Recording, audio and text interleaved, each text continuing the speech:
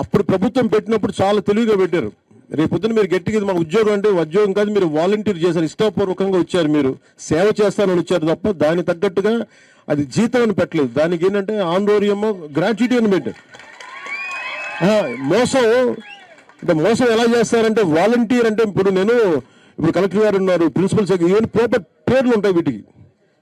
Class 4 employee, class 3 employee, దీనికి ఏమీ లేదు. వాలంటీర్గా నేను ఇష్టపడి రెడ్ క్రాస్ వాలంటీర్స్ ఎలాగో విలేజ్ వాలంటీర్స్, విలేజ్ బాగు కోసం మేము వస్తాం, దానికి గౌరవార్థం మేము మీకు కొంత డబ్బు ఇస్తాం. అది కూడా ఎలాగా వాళ్ళ ఇష్టానికి. అది కూడా ప్రభుత్వంలో ఫైనాన్స్ శాఖలో ఎక్కడ కూడా దీనికి ఒక హెడ్ ఉంటుంది, దానికి ఏం కేటాయించలేదు దానికి. సో చాలా తెలివిగా ఉద్యోగాలు ఇచ్చినట్టుగా ఇచ్చి ఒకలాగా మనకి చదువుకున్న యువతని వంచారు. సో ఇప్పుడు తిరిగి మొన్న క్యాబినెట్లో మాట్లాడుతూ ఉంటే ఏ విధంగా మన ప్రిన్సిపల్ సెక్రటరీ గారు చాలామంది ఆర్థిక శాఖ నుంచి అందరూ కూర్చున్నా కానీ ఎటు చూసినా అసలు కనిపించట్లేదు. అది ఏ హెడ్ కింద ఇచ్చారంటే ఎలా ఇచ్చారు ఎవరికి తెలియట్లా.